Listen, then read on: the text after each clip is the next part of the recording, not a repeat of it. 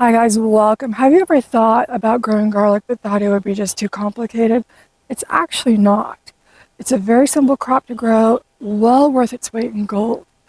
And with just a few simple choices, informed decisions that you make usually in the fall when you need to plant it, you can have a gorgeous, huge, bountiful crop next year. In this video, I will show you how to prep the soil, plant the garlic, fertilize it, and just take care of it over the winter so that we have an absolutely gorgeous harvest next year. I'd like to welcome you to my backyard Kentucky homestead. My name is Kim. So let's take your cooking to the next level and let me show you how to plant the garlic. So there are two types of garlic. There's hardneck garlic and softneck garlic. Hardneck garlic is very well acclimated to northern climates because it needs more chill hours. Softneck garlic is more acclimated to southern climates because they have less cold weather. But you can generally plant either or both of them. I'm in zone 7A and I planted both very successfully. I harvested over 250 heads this past year. Made some mistakes last fall, which I'll share with you later in this video. You can try both. I would recommend that you do both. I have heard some people say that if you are in the warmer climates like zone 8, 9, or 10, you may want to go ahead and chill the garlic in the refrigerator for a few weeks before you plant it. And then I've heard others say it makes absolutely no difference. So probably it varies by region. It varies by your soil type, varies by your weather, what kind of winter we have, El Nino, La Nina. So go ahead and try it all, see what works. Experimenting with gardening is the best way to find out what works for you. And what works one year may not work the next year. So give it a try and see what happens. So hardneck garlic will create a flower scape. So it shoots up a stalk, it starts to curl. You can go ahead and trim that. You really want to do that. And then you can use it for fresh cooking. You can dehydrate it. You can freeze dry it, turn it into powder. Really gives you another option as you're growing before your crop is ready to harvest. But hardneck garlic does not store as long as softneck. Usually it's about 6 months or so. Softneck garlic, on the other hand, does not produce escape, but it will last 9 to 12 months in optimal conditions, which usually I think is around 50, 55 degrees. Unfortunately, I don't have a good cold storage option at this point. I'm going to just try to work something out next year. But it does still last for several months. I harvested mine back in June, got over 250 heads of garlic, and I still have a whole lot of it left. And it is now the early part of November. So we're doing good. You do not want to store your garlic in the refrigerator. You want around 55 degrees, but don't store it in the refrigerator for long term. It will actually just start to spoil and mold and rot, and it gets pretty gross. So you will actually reduce your shelf life if you try to store it in the refrigerator. So on the whole, garlic, especially hardneck, is good to zone 3, many of them. So they're super winter hardy, very, very good with the cold temperatures. Walking onions are similar. They're usually good from a zone 3 to a zone 10. We're not going to plant those as deeply into the ground, and they grow a little bit different. So we put the bulbs in, they'll grow green stalk, or they'll grow green leaves up, which you can harvest and use like you would green onions. But at the end of those stalks, they will actually start creating new bulblets. And you can harvest those and use those like you would an onion, or you can let them just mature and then the plant will fall over. And when it does, those bulbets will actually root in, create another plant that will create the green stalk, create bulbets, fall over, and then on and on. That's why they're called walking onions. So it's up to you if you want to let them just continue to migrate through your garden, or you can trim them off, plant them, trim them off, and use them. So there's a lot of options with the walking onions. I have not grown those before, but they look like pretty interesting and pretty amazing, so we're going to give that a try this year. So let me show you the garlic that I have for this year. Generally, you want to buy seed garlic, and usually from a garlic grower, because they are certified to be disease-free. They also do not have a sprout inhibitor, and they tend to also to be larger in the clove size. So when you order garlic offline, you will get a full head of garlic, which you want to carefully pull apart. You want to save as much of the paper covering as you can all the way around. If you do happen to pull some off, don't worry about it. We will still go ahead and plant that. So you could buy garlic at the store. If you do that, you would want to go with organic, because non-organic garlic is generally sprayed with a sprout inhibitor. But it's not disease not certified to be disease-free, and those those heads of garlic tend to be smaller. So what I have this year is from Johnny's. I have music garlic. So what we're going to do is plant the larger cloves, but not the smaller ones. The larger the clove, the larger the head of garlic you will end up with. So we have music garlic. We have Killarney Red from Mad River Garlic out of Ohio. These are massive. We have Nootka Rose from M.I. Gardner. So these first two are hard neck. The next two are soft neck. Again, the soft neck garlic does not have a central stem that the bulbs form around, so you will have a lot more variety in the size and the shape of the heads, but we will go for the largest ones even with the soft garlic. And the other one is in Shilliam from M.I. Gardner, which has a lot, is quite a, the bulbs on these were a lot smaller than the other ones, so I'm not sure if I'll grow this one again next year, but we'll give it a try and see what happens. So those are the regular garlic. I also have some elephant garlic from bulbs I grew last year, and then a couple more that I bought from Amazon this year. Now, elephant garlic is actually a leek, but it does have a mild garlic taste, and generally when you buy garlic powder at the store, it's made from the elephant garlic, just because you have a lot less peeling to do for the amount of product that you end up with. Okay. Let's go over just a couple of factors that you need to consider in your decision making for fall. Well, to when to plant is you're generally going to plant in the fall because garlic needs to have a vernalization stratification period. So the cold weather will cause that garlic clove to actually split apart, and that is when it splits. When it splits over the winter is when it starts making that full head of garlic. If you plant it in the springtime, you will just get a monoclove or monobulb, which is just basically that clove just gets bigger. You can do that. If you don't have any other option, you can do that, but you won't get the multi-clove head of garlic. So generally, garlic is planted in the fall, usually 6 weeks or so before your usually 6 weeks or so before your first hard freeze. So as far as where you want to grow garlic, it needs to have a lot of sun, so 6 to 8 hours of sun per day, and it really needs to have loose, loamy soil. If you're going to plant in clay soil or in ground, you're going to want to make sure you have you add amendments to that, you add compost to that to break that soil up, give it more space, because the garlic, just like potatoes, it needs to expand, and if it's pushing against really heavy clay soil, it just doesn't have enough energy to push that hard on it. If the garlic is too wet, it will just rot in the ground. So raised beds are particularly good for garlic because one, you have control over the soil that's in the bed, as well as really, really good drainage. So last year I had really, really great growth, no problems with the rotting. So it was the best. I would definitely always grow in a raised bed, but you can grow in ground, but you do want to make sure you amend the soil so that it is loose and the garlic doesn't have to fight against the soil so much. So your raised beds over the year will go ahead and they will compact a little bit. Some of the soil will run off. You will see year to year, your level of soil will go down. So what I've done is I've taken a lot of the flower pots that I had around and I've been dumping them into the garden beds. Don't have enough to do all of them, but most of them. And for this one, I have a Rebecca here. I don't think it's winter hardy, but just in case, I'm gonna go ahead and dig it up.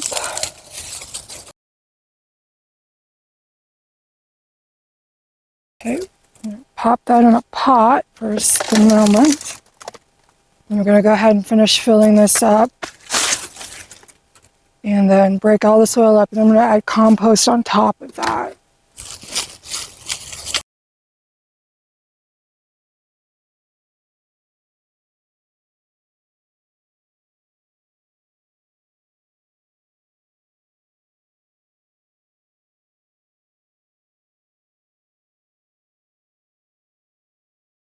So one of the mistakes I made last year, well, let me tell you a little bit about what I did when I started gardening. 2022, I hadn't grown garlic before. I had just started getting my raised beds in. I didn't have them ready. I thought I had to have my garlic in 6 weeks before the first frost, which is usually the end of October. So I didn't have them ready. I got some rectangle flower pots, put the garlic in there, didn't water it, didn't feed it, lost most of it because it was too exposed to the cold air. And then in the spring, I didn't do it right either. So I got teeny, tiny, tiny, tiny, tiny heads of garlic. They stratified, but I think I used all of the garlic I grew in one batch of salsa. So over 2023, watched a lot of videos, learned what I should have done. So I got super excited. I got probably 10 or 12 different kinds of garlic. There's so many out there, you'd be surprised. Just look around. I'll share some links below for where I get mine. But there are dozens upon dozens of garlic types. So I was excited. I got a little bit of this, a little bit of that. I got 10 or 12. I did keep the hard neck and the soft neck separated, but I had so many different kinds together that had different maturation dates that when it came time to harvest it, I had some that were beyond harvest time and I had some that were not ready to harvest yet. So my garlic overall, well, I got 250 very nice heads of garlic. It didn't store as long as it should have. I still have a bunch that I did right, but I had to go ahead and process quite a bit of it early in the season. Another mistake with that, when you're going to peel, a lot of garlic, always wear gloves, food safe gloves, always. I did not do that. I had chemical burns on all. I had chemical burns on all 5 fingers, and the skin peeled. It was uncomfortable and pretty gross. So if you're going to peel a lot of garlic, always use gloves, and also don't plant a lot of different varieties together. So what I'm going to do this year, where I've got 2 hard neck and 2 soft neck, I'm going to use about a half a bed for 4 different beds. I'm going to put 1 type of garlic per bed. So the music will go in this one, Killarney Red will go in another one, the Nootka Rose will go in a third one, and the Inchelium will go into a 4th one. They will all be separate, and I've already got a space for my elephant garlic that I've had for the last 2 years, so I'm just going to add more to that area. So anyway, first mistake, too many different varieties together, different harvest times. Also not having them very well separated in rows was a disaster. I start with straight rows, and then they just kind of go. So this year I'm going to use a ruler. Hopefully that'll be better. And also, you have to regularly feed the garlic. Not so much, we'll give some fertilization now, but in the spring we will need to give it extra nitrogen fertilizer every other week, as well as the balanced granular fertilizer a couple of times. When it starts to grow, when the green starts to grow, then we'll want to start fertilizing it. We will stop about the time that the hardscape, the scapes start showing. So it's come around late May, mid-May, or when the scapes start to appear on the hard garlic, then we will stop fertilizing altogether and just water it till about a week before we're ready to harvest it. To prep the bed for 2025's garlic, we're going to go ahead and use a balanced fertilizer. Now they have polytone, plant tone, garden tone, bazillion tones. They're all pretty much the same. You're looking for something that has a balanced NPK. So this is a 434, so it's almost completely neutral as far as the N, P, and K. Nitrogen being the N, phosphorus being the P, K being potassium. So all we need to focus on right now is primarily the phosphorus, which will encourage significant root development. So I'm going to go ahead and just sprinkle some of each of these around.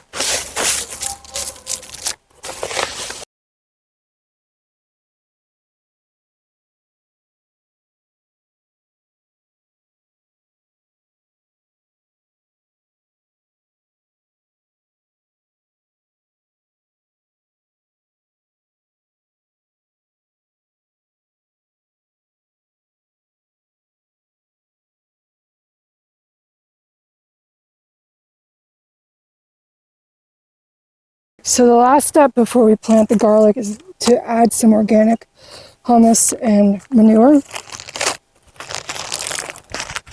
And if you have this is just compost. If you have your own compost that you make, if you have enough of that, just go ahead and use that. But especially where I'm using on the top layer soil that has, all of it really has other stuff growing into it. So while I've had soil here that other stuff is grown in, I'm going to go ahead and just replenish it a little bit.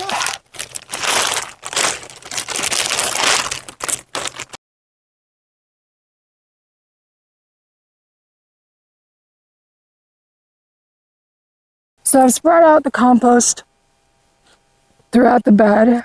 I'm not sure how far we'll get. I'm going to go ahead and go through the garlic to see what we want to plant. We definitely want the largest heads. Anything that's super small, we can just go ahead and take in and use to cook with.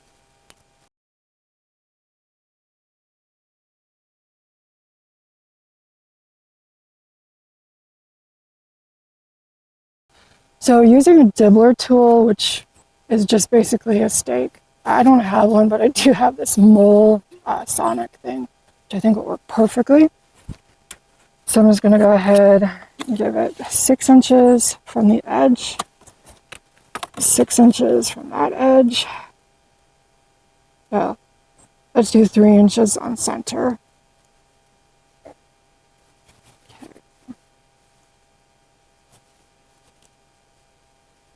Do 6 inches. I don't need to go that far out. We're going to crisscross. Yeah, let's do that. So what we're going to do is a zigzag pattern. So we'll do 6 inches here.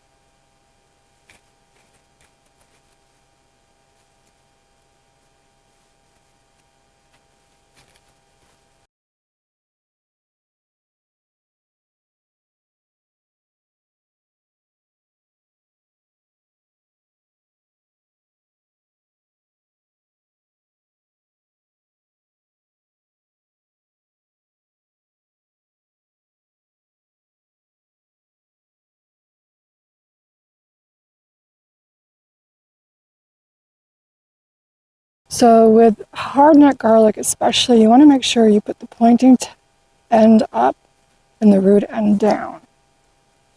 Just push it down in there, cover it up.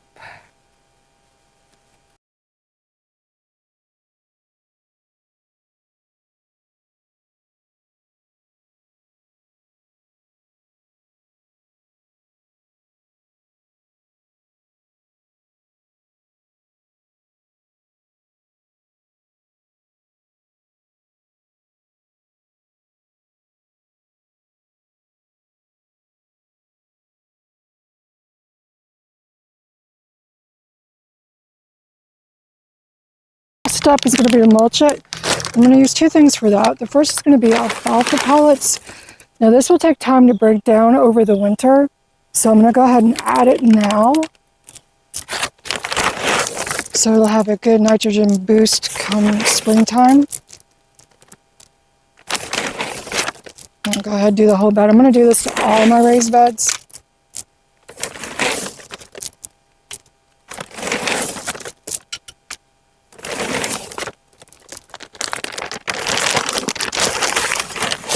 And I just got this like Tractor Supply. It was like $20, $25 for a 40-pound bag. So the last step is going to be to put straw on it. I got this compressor bale from Tractor Supply as well. Let's see what happens when I open it up.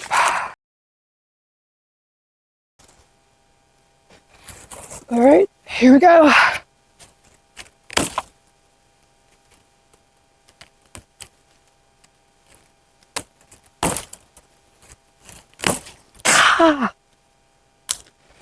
That's not as bad as I thought it would be. And then we're going to just put a good layer of this over it. We're expecting to get quite a bit of rain over the next week, so I'm not going to worry about watering in the alfalfa pellets. We're just going to let it go because the compost is really, really wet right now. And we are going to get a bunch of rain here soon, so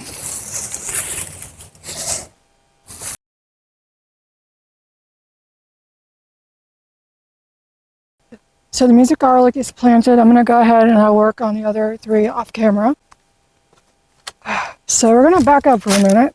I forgot the walking onions.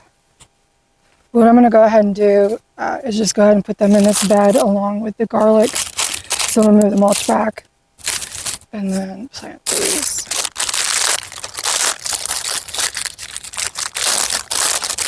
I think I've got 15. So that's the bulbette from the walking onion. And we're going to plant them 2 to 3 inches deep.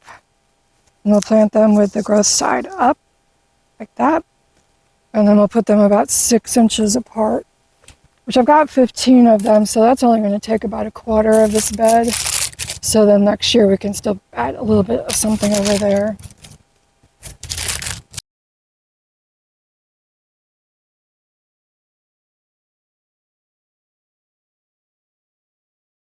Okay, so I almost forgot the walking onions, but I remembered them at the last minute. So we have the music garlic is in, the walking onions are in. I'm gonna go ahead and finish the other 3 and the elephant garlic off camera.